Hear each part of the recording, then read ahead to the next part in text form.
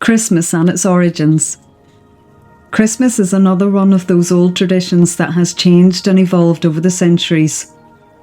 But where did those traditions that we love and know of today actually come from? In 350 AD, Pope Julius I is said to have declared the 25th of December as the birthday of Jesus. As Jesus' birth date was never recorded, and no one actually knows the true date. Prior to the Roman Empire becoming Christian, the people there would worship many gods and goddesses throughout the year, such as Mars, Jupiter, Venus and Neptune. But the one god they worshipped every year from the 17th to the 23rd of December was Saturn.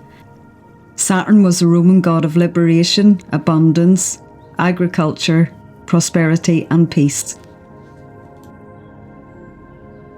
The festival was called Saturnalia and lasted 7 days and was one of the most loved and important events in the Roman calendar. They believed that Saturn ruled during the Golden Age, when all of humanity enjoyed prosperity and happiness. So for that 1 week, the Roman people took this time off from work. They relaxed their strict societal rules by inviting their slaves to eat with them, and they even served their slaves with food. They even allowed the slaves to pretend to be masters for the day without fear of punishment. The festivities that took place during that week have some similarities to how we celebrate Christmas today. They would have feasted and drank lots and had a popular holiday drink called mulsum, which is made from wine and honey. They would decorate their homes with candles and wreaths and sang songs and danced in the streets. They would play party games and exchange gifts and greet people by saying Lo Saturnalia. Although in 350 AD, when the official day for Christmas was declared, it still took time for the old pagan tradition of Saturnalia to fade and for people to convert to Christianity. This is possibly one of the reasons why 25th of December was chosen, to allow the people to still celebrate their pagan festival, but slowly converting them in the process to Christianity. In Europe, the people there would have their own pagan festivities. They celebrated the winter solstice around the 21st of December, also known as Yuletide.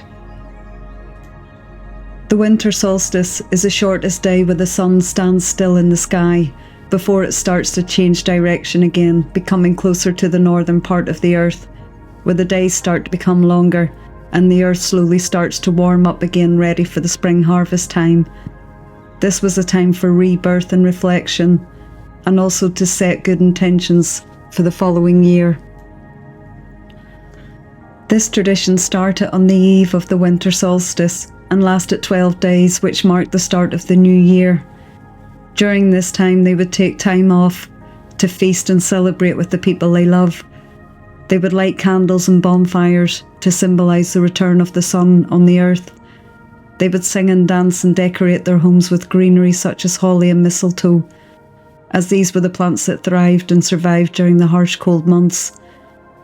They would have a Yule log, which was actually a tree or a good part of the tree, and it was placed in the home on an open hearth, and they would burn this continuously for the full 12 days. The burning of this Yule log, it was to encourage the sun's return and to bring good luck and protection to the home. This log symbolised the importance of family, their community, and the earth in which they lived. They would visit each other, feast, exchange gifts, and tell stories around the warmth of the Yule log. The 12 days of Christmas that we know in Christianity starts in the birth of Jesus on the 25th of December and extends to the 5th of January, ending then with the Epiphany on the 6th of January.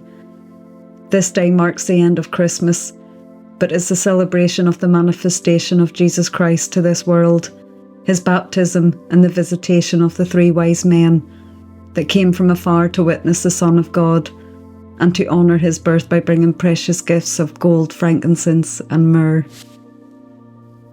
And then over the centuries, when Christianity was growing and spreading throughout Europe, so also was Christmas.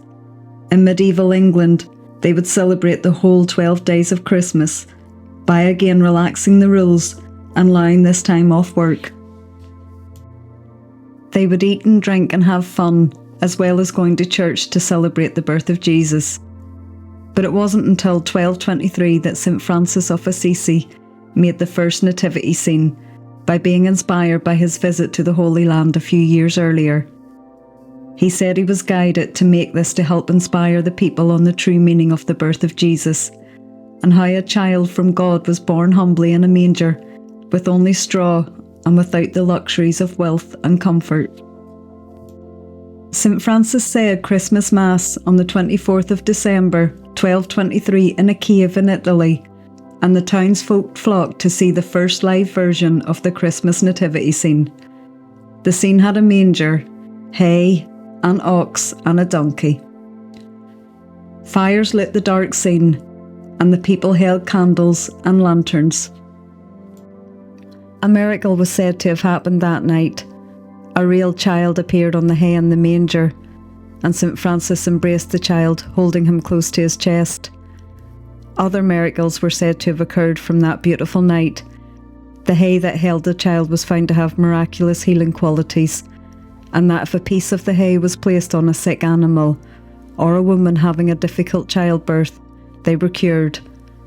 And so the story and reenactments of the Nativity soon spread across the rest of Europe, and was very much loved and is still loved to this day. Thank you for listening. I hope you enjoyed that short story on the history of Christmas. I'm going to finish with an old Irish tradition that we do every year at Christmas. Every year, the nativity scene is placed on the altar of our local church, and once Christmas morning arrives and baby Jesus has appeared in the crib, we take a small piece of the straw and place it either in our home or in our purse or wallet, as this piece of straw is a symbol of luck, health and fortune for the following year. I hope you all have a very happy holiday.